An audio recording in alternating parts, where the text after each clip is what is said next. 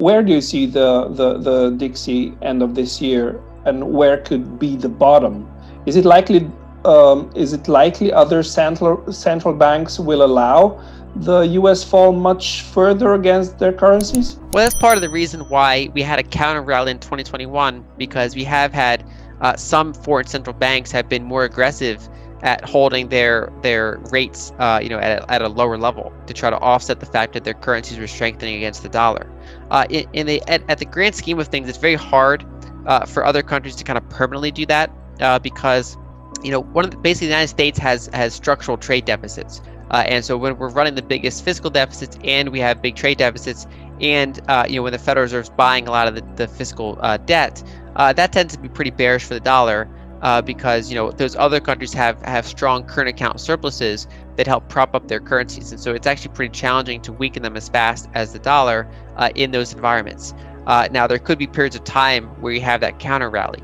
My overall base case is that I don't think this dollar decline is fully done yet. I think we'll see lower lows before we see higher highs, but I don't know the exact timeline of that. It's something I'm monitoring quarter to quarter, and so I think that if you look at, say, quote unquote fair value of the dollar, meaning that it has a balanced trade situation, that could be a dollar index below 80.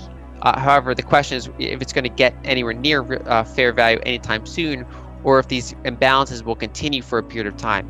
And so my base case is that we'll see lower lows before lower highs, but I'm kind of watching that play out rather than making specific 6-month or 12-month predictions. Just that my overall base case is that we still are in a bear market. In the 3 to 5 year time horizon, do you still see the dollar falling? That's kind of I think the 3+ year timeline is where I see the dollar kind of having that structural decline. And if you look back over the past 50 years, like I said, we've had these three really strong dollar bull markets, and then 2 of them, of course, ended in very sharp dollar bear markets.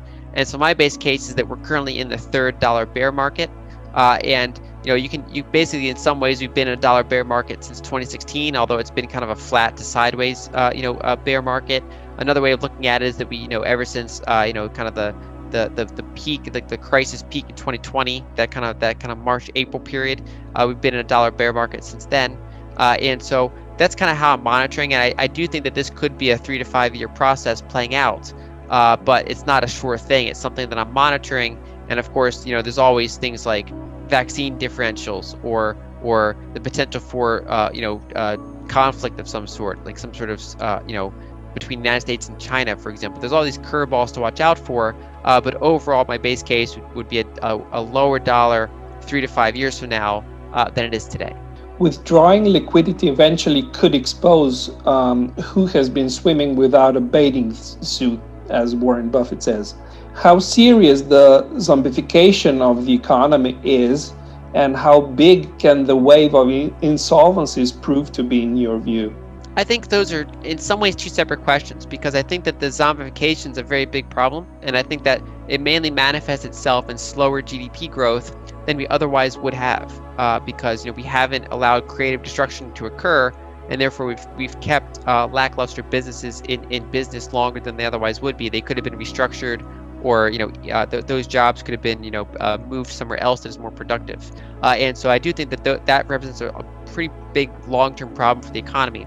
On the other hand, I think that if you were to have a wave of insolvencies, that's when we have to go back and take into account policy response. And so with the system as indebted as it is, I think you'd probably see a pretty short response time where fiscal authorities and probably central bank authorities would kind of kick into high gear and kind of start offsetting some of those insolvencies. Now, that doesn't mean that you can't have individual insolvencies, right? So you do have to kind of monitor. If you're investing in individual equities, for example, you do want to make sure you invest in companies that are stronger than their peer group. However, I don't think you'd see absolutely massive insolvency at the same time, because that's when because we have money in politics, for example, corporations donate to politicians. You'd also if they would start laying off people, you'd see more populism, you'd see more civil unrest, and that also forces policymakers to do some sort of response. And so I do think that you'd have that quicker response, more similar to 2020 than we saw, for example, back in 2008. I think the public has kind of lost its appetite for those 2008 like scenarios, and is more likely to clamor for stimulus, especially because they saw it work so well in 2020. So that'd be my base case, is that zombification has long-term implications, whereas a wave of insolvencies is somewhat of a different outcome. ISM and PMI indicators show that US economy has started running again, yet the Fed keeps buying government and corporate debt full-time, keeping its pedal to the metal the same way as in March of last year.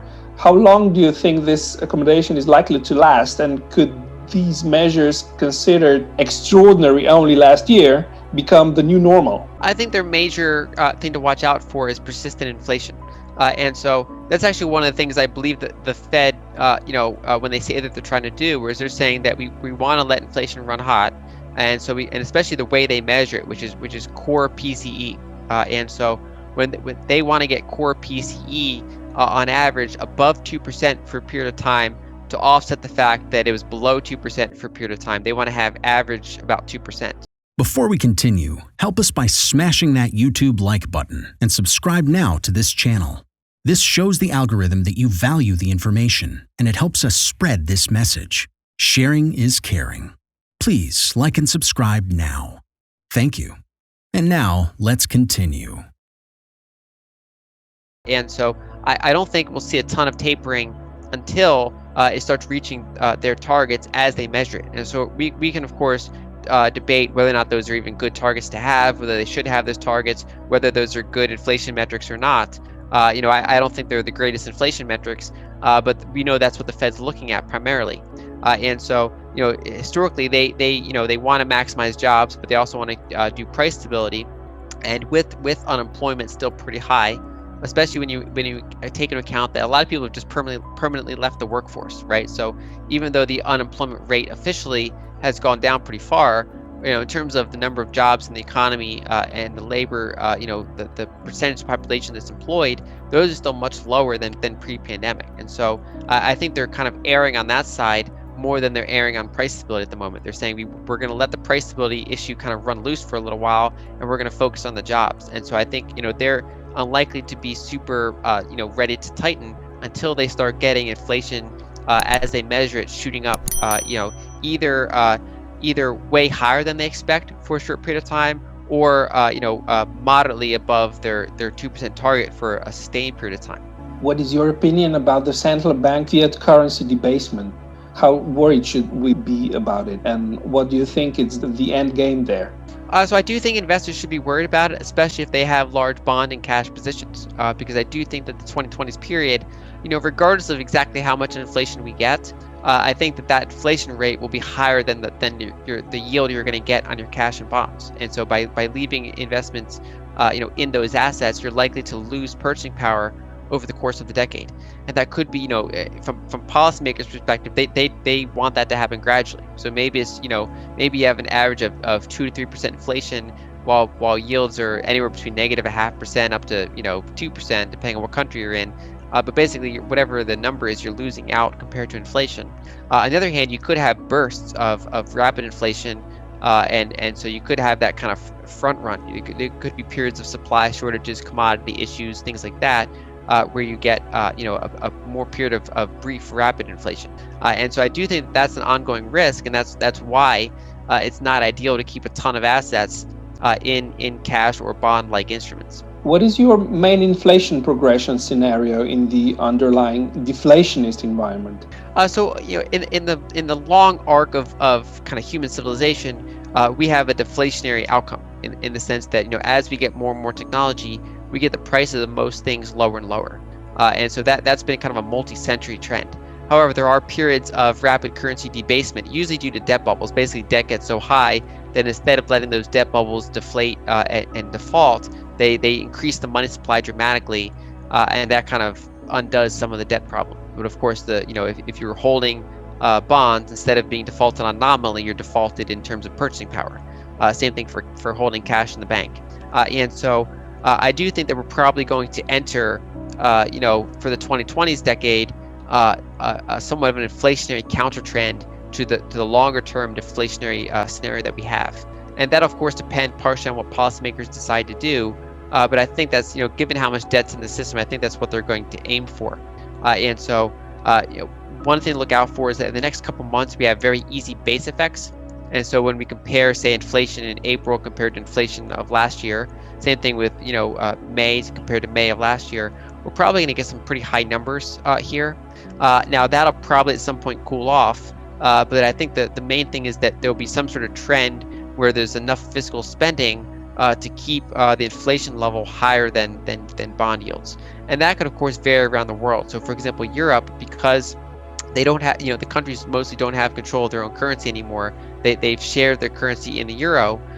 They're somewhat less prone to fiscal spending because the countries can't do it unilaterally in the same way that, say, the United States or Japan can.